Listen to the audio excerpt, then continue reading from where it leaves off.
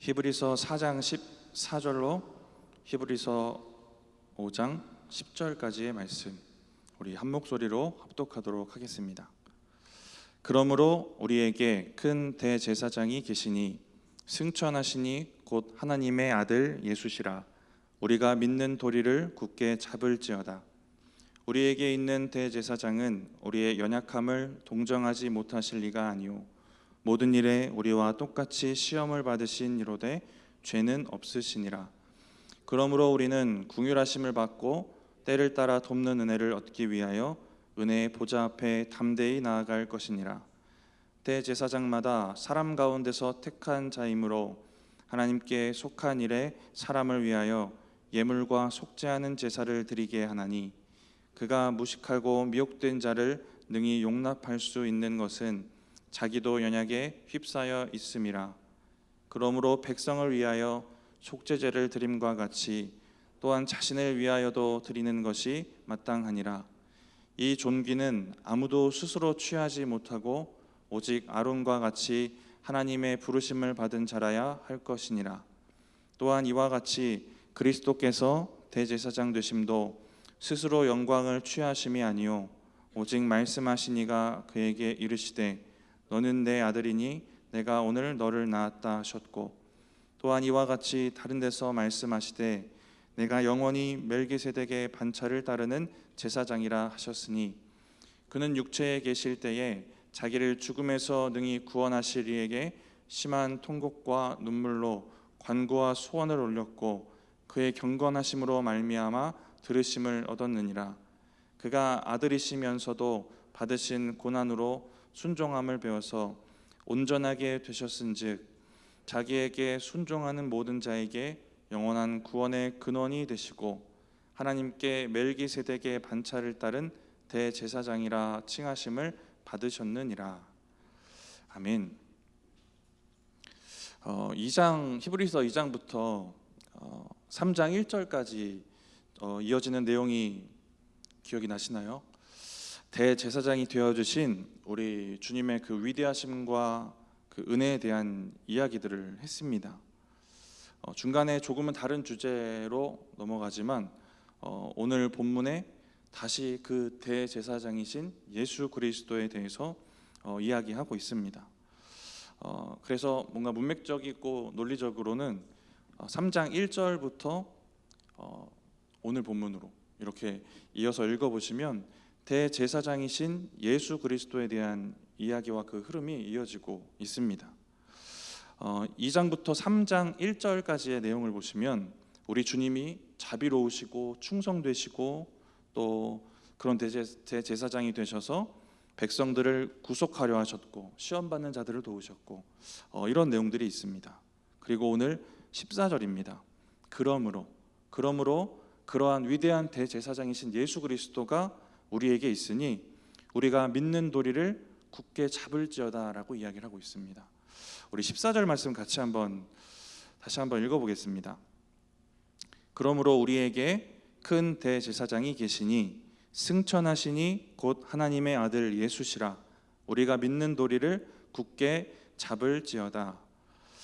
아멘. 다른 번역을 보면 그 뒷부분에 나오는 우리가 믿는 도리를 굳게 잡을지어다, 이 부분이 이렇게 번역이 됩니다. 그러므로 우리는 그분에 대한 신앙을 굳게 지킵시다. 그러므로 예수에 대한 믿음을 굳게 지킵시다 라고 말합니다. 이렇게 위대하고 우리를 위하신 충성되고 긍휼하신 대제사장이신 예수 그리스도가 우리에게 있으니 그러므로 우리가 흔들리지 말고 믿음을 굳게 지킵시다, 이런 이야기입니다. 이러한 히브리서 저자의 논리처럼 내가 생각하는 예수님이 어떤 분인가, 이것이 저와 여러분의 신앙을 흔들리지 않고 굳게 지켜낼 근거가 되는 줄 믿습니다. 그래서 히브리서 저자가 권면하는 것처럼 우리도 세월이 갈수록 더욱 깊이 예수님을 생각하고 더 주목해서 주님만 바라보고 흔들리지 않고 주님만 생각해야 되는 줄 믿습니다. 깊이 생각한다라는 것들을 이번에 히브리서 새롭게 묵상하면서 저도 깊이 또 묵상을 해봤습니다. 근데 모든 걸 집중시키는 거다라는 생각이 들었어요. 예수님께 우리의 모든 것, 전인격적인 모든 것들을 집중시키는 것입니다. 다른 것에 마음과 시선 뺏기지 말고 주님만 바라보는 것입니다. 히브리서 12장에서는 우리가 바라보고 생각하는 예수님을 이렇게 얘기를 합니다. 히브리서 12장 2절부터 3절까지 말씀입니다. 제가 읽겠습니다. 믿음의 주여 또 온전케 하시는 이인 예수를 바라보자. 그는 그 앞에 있는 기쁨을 위하여 십자가를 참으사 부끄러움을 개의치 아니하시더니 하나님 보좌 우편에 앉으셨느니라. 너희가 피곤하여 낙심하지 않기 위하여 죄인들이 이같이 자기에게 거역한 일을 참으신 일을 생각하라. 12장의 이 내용을 보시면 우리가 깊이 생각하고 시선을 고정하고 바라보는 예수님은 우리를 위해 죽으신 예수님이시고 또 믿음의 주이시고 또 우리를 온전케 하시는 분이십니다. 우리가 하나님 앞에 더 깊이 나아가고 더 넓어지는 마음과 또 깊어지는 마음으로 주님을 생각하고 바라보면 우리를 온전케 하시는 주님을 경험하게 되는 줄 믿습니다. 제가 코로나로 격리를 꽤 오래 했는데요. 자연스럽게 예수님을 깊이 생각할 수밖에 없는 환경이 저에게 주어졌어요. 아내와 아이는 장모님 댁에 가 있고 저는 이제 혼자 남아서 아무것도 못 하고 천장만 바라보고 있습니다. 아무것도 할 수 없고 아무것도 보이지 않는 예수님만 생각하고 바라볼 수밖에 없는 그러한 상황에 제가 처하게 되었어요. 처음에는 여러 마음들이 들었습니다. 뭔가 억울하기도 한 마음도 들었고 지금 이 시간을 생각하니까 이 시간들이 주님을 위해 뭔가 할 수 있는 시간들인데 아무것도 할 수 없는 이 상황이 참 시간이 아깝고 뭔가 억울하다 이런 마음까지 들었던 것 같아요. 이런 마음 저런 마음 막 복잡한 마음을 지나서 예수님께 집중된 시간도 보냈습니다. 근데 그러면서 정말 주님을 깊이 생각하면 생각할수록 저의 마음과 또 모든 것들을 온전케 하시는 하나님을 발견하게 되었습니다. 그래서 결과적으로 마음을 다시 뛰게 하셨어요. 가슴을 뛰게 하시고 주님을 위해 하고 싶은 일들을 생각하고 기획하게 하셨습니다. 그래서 제 핸드폰에 한 7가지 정도의 주님을 위해 하고 싶은 일들이 적혀 있어요. 그때 코로나 때 누워 있으면서 그렇게 여러 가지 일들을 좀 생각했는데 그 중에 가장 강하게 주셨던 마음은 전도하고 싶다 했어요. 시간이 아깝다, 억울하다, 복잡한 마음 다 지나서 주님 깊이 묵상했더니 전도하고 싶다라는 마음 주셨습니다. 그래서 제가 한 가지 기획했던 게 하나 있는데 지난주 청년 설교 때 갑자기 나누었어요. 전도 얘기하면 왠지 반응이 별로일 것 같아서 반응이 좋지 않을 수도 있는데 잘 들어보세요 이렇게 전했습니다. 제목도 지었는데 쇼미 더 지저스입니다. 너의 예수님을 보여줘 이런 의미인데 이런 생각을 해봤어요. 만약에 나에게 사람들 앞에서 하나님을 전할 수 있는 1분이 주어진다면 내가 뭐라고 말할 수 있을까? 이런 기획 의도로 생각해 본 행사입니다. 1분 동안 자기만의 전도 메시지를 생각하고 또 전해보는 거예요. 그래서 전도에 대한 마음, 영혼에 대한 마음도 돌아보고 내가 믿는 예수는 어떻고 그런데 반면에 전하는 예수는 또 어떻고 내가 바라보는 하나님의 그 모습과 그 마음은 어떤가 돌아보면 좋겠다는 생각들을 하게 되었어요. 제가 올해 청년들을 바라보면서 고민하고 기도하는 부분인데 청년들이 예수님과 더욱 깊어지고 더 넓어지는 관계가 되면 좋겠다는 마음이 있습니다. 그래서 이 행사도 예수를 더 깊이 생각하고 예수님과 더 가까워지는 기회가 되면 좋겠다라는 생각을 가지고 기획을 하게 되었고요. 청년들은 역시나 별다른 반응이 없었고 하지만 기획을 구체적으로 해보고 진행해 보려고 합니다. 예수님을 깊이 생각했더니 마음이 새롭고 뜨겁습니다. 그리고 주님을 위해 하고 싶은 일들이 많이 생겼어요. 그리고 저는 그 일을 할 것입니다. 그럼 저는 이런 생각이 들었어요. 예수를 깊이 생각해서 오늘 14절에는 우리의 믿음을 예수님 바라보면서 견고하게 지킬 수 있어서 그래서 결국 뭘 해야 되는 것일까 이런 고민이 들었습니다. 예수를 깊이 묵상하면서 예수를 위해 무언가 하고 싶어졌던 이 마음들 저뿐만 아니라 우리 성도님들 모두에게 있는 줄 믿습니다.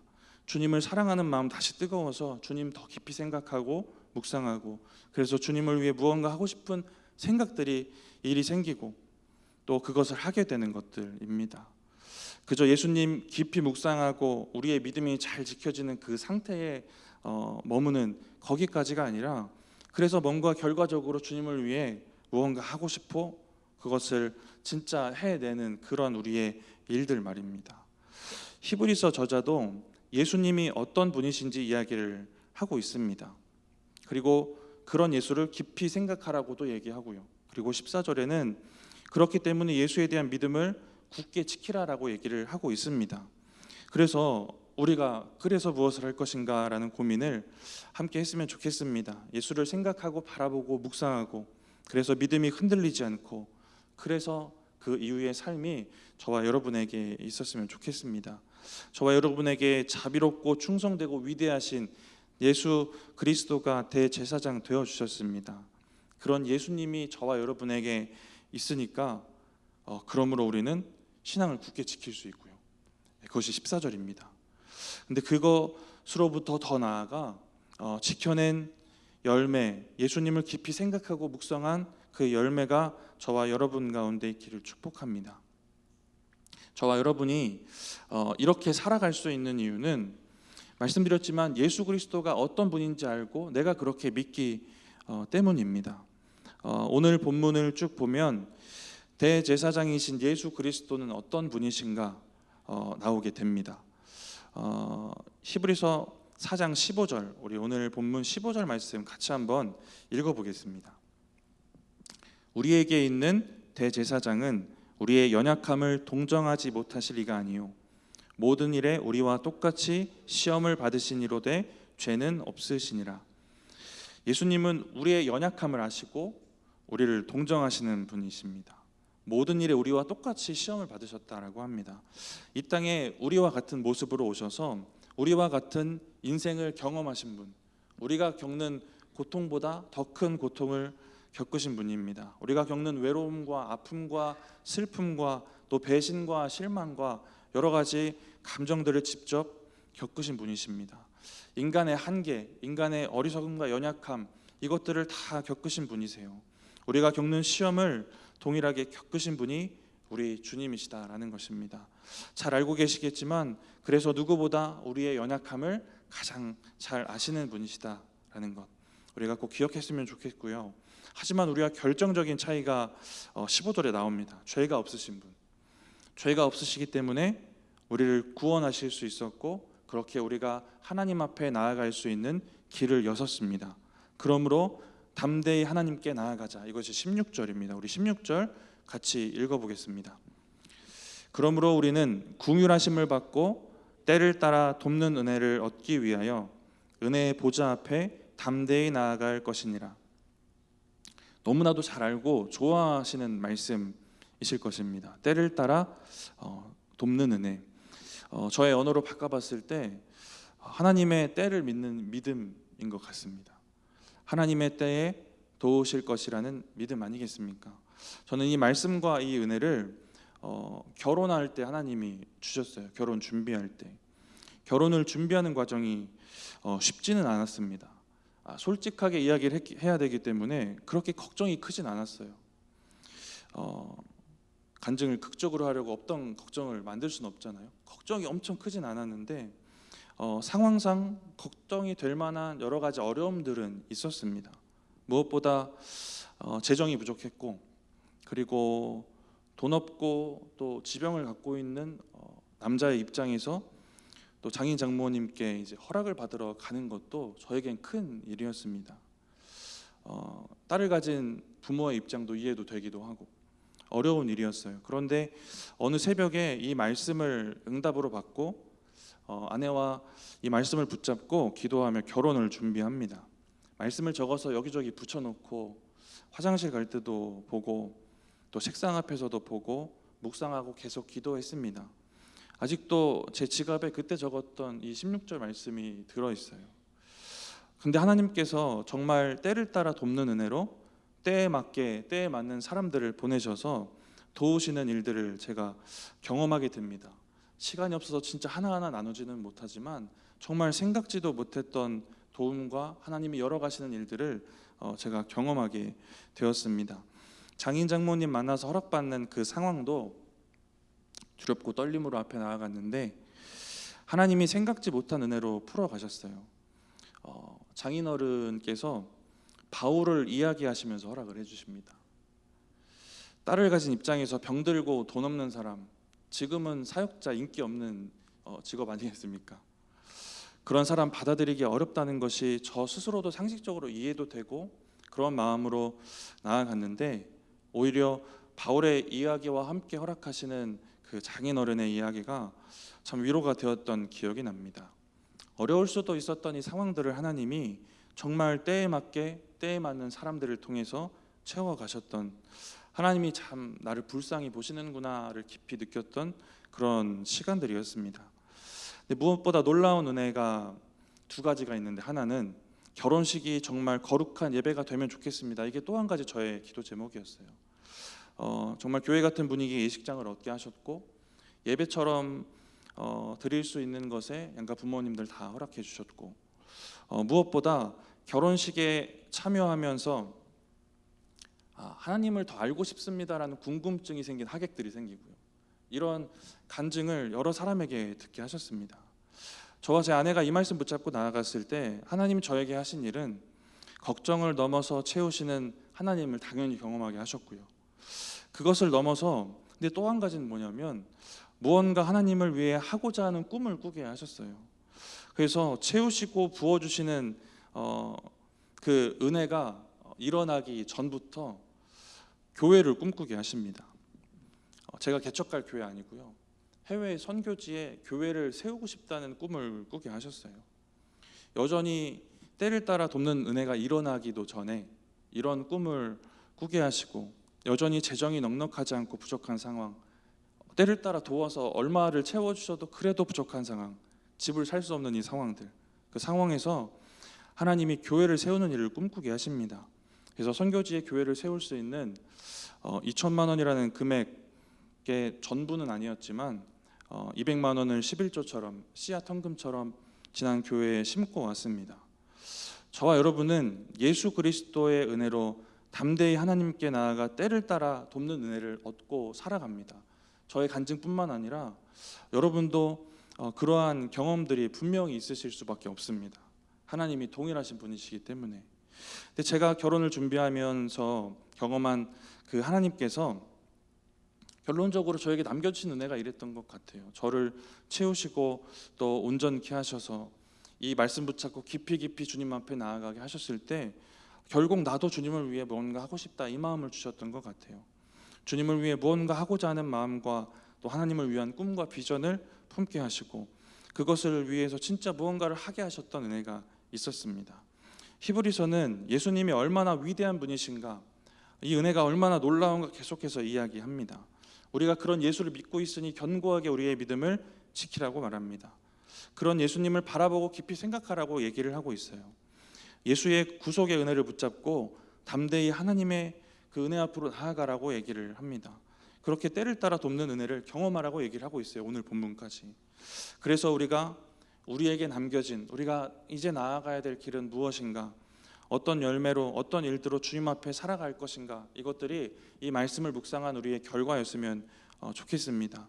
생각하고 바라보고 묵상하고 믿음을 지키고 그렇게 나아가고 하나님께 더 깊어지고, 그래서 결론적으로 우리가 뭘 하고 싶은 것인가, 하나님을 위해, 이런 것들이 남겨졌으면 좋겠어요. 우리의 신앙이 너무 정적이거나 일방적으로 하나님께 받기만 하는 그러한 모양은 아닌지 늘 돌아보았으면 좋겠습니다. 저는 무언가 하나님의 은혜를 묵상할 때마다, 채우신 은혜를 주실 때마다 하나님을 위해 그럼 이제 무엇을 해야 되는가 하는 이 마음에 매이는 것 같아요. 여러분도 그러신 줄 믿습니다. 이번에 아이를 출산하기 전에 주셨던 말씀이 아니라 찬양이 있습니다. 그 찬양이 5월달 이달의 찬양이에요. 네, 진리라는 찬양입니다. 그 은혜로 우리 가정을 붙드셨고 산후조리원에서 우리 아들 이름이 유리인데 유리 귀에다가 진짜 질리도록 틀어줬어요. 이거를 진리를 질리도록 틀어줬습니다. 이 은혜로 우리 아이가 이랬으면 좋겠다, 우리 가정이 이랬으면 좋겠다, 이런 소원이 있었습니다. 근데 이렇게 우리가 또 하나님 앞에 깊이 나아갔을 때 정말 상상 이상으로 하나님이 또 때를 따라 도우시고 채우시는 은혜가 있었습니다. 당연히 성도님들이 여러 가지 모양으로 마음 써주신 거 진짜 많이 있었지만 또 정말 생각지도 못했던 사람들에게 많은 것들 받게 하시고, 막 거실이 여러 가지 도와주시는 물건들로 쌓여서 발 디딜 틈이 없고 여러 가지 은혜로 채우시고 부어주셨어요. 또 때를 따라 도와주셨습니다.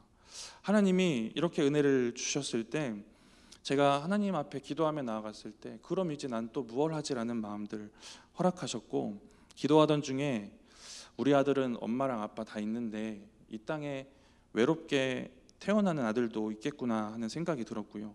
그래서 그런 아이들을 위해 무언가 하기로 아내와 기도하며 결정하고 있습니다.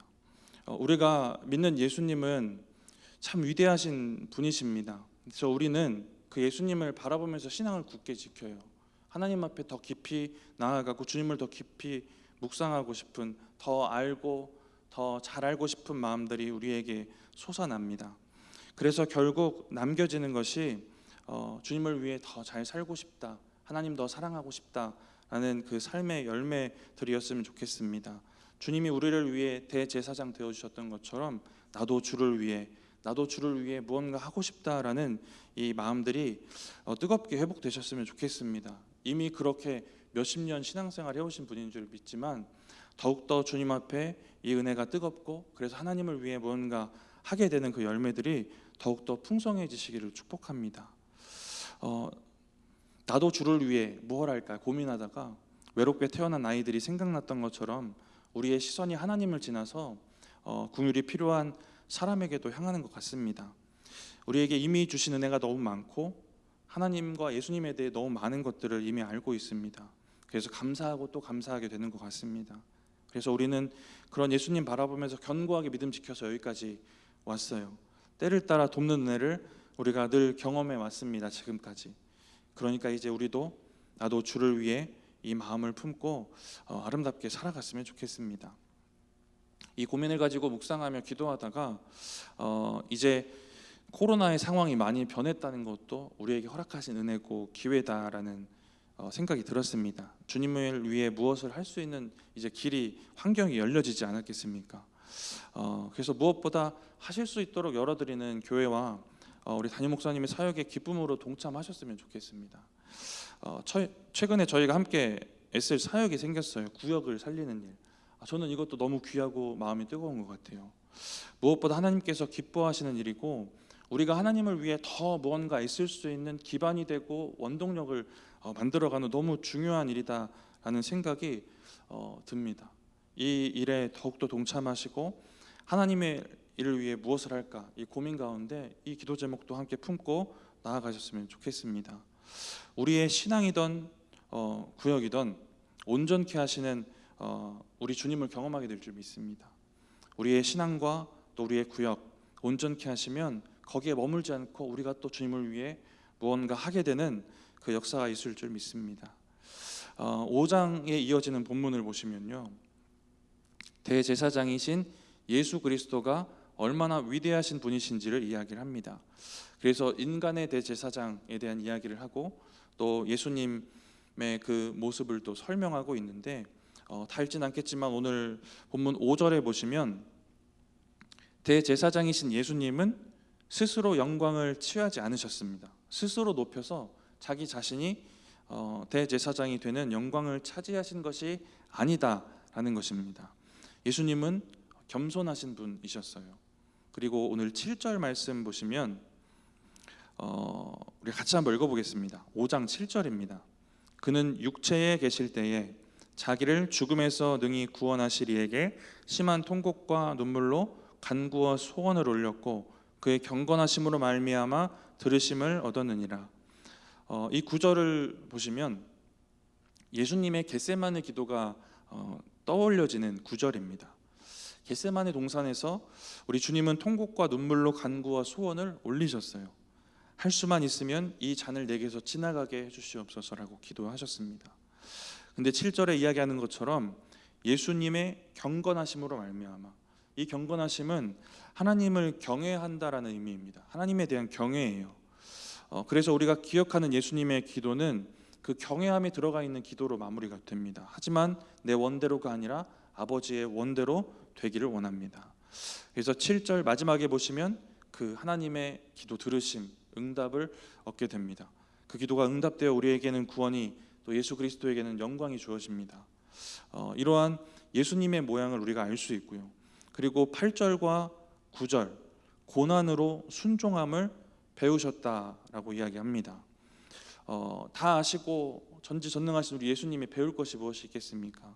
이것은 경험에서 알게 되고 이해하게 되셨다라는 의미입니다. 인간의 몸으로 오셔서 당하신 이 고난을 통해서 이미 알고 계신 그 순종보다 그것과 다른 또 인간의 더 깊은 순종을 경험하셔서 알게 되신 것입니다.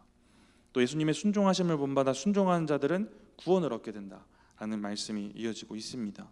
대제사장이신 예수 그리스도는 이처럼 겸손하고 하나님을 경외함으로 순종하시는 분이십니다. 이러한 예수님처럼 우리가 살아가야 될 줄로 믿는데요. 예수님의 이러한 모습을 우리가 살펴보면서 대제사장이신 예수 그리스도의 모습을 우리가 4장 14절부터 쭉 함께 나누면서, 그리고 이제 말씀을 마치면서요, 다시 4장 15절로 돌아가 보시면 제가 이 구절을 묵상하다가 이런 은혜에 꽂혔어요.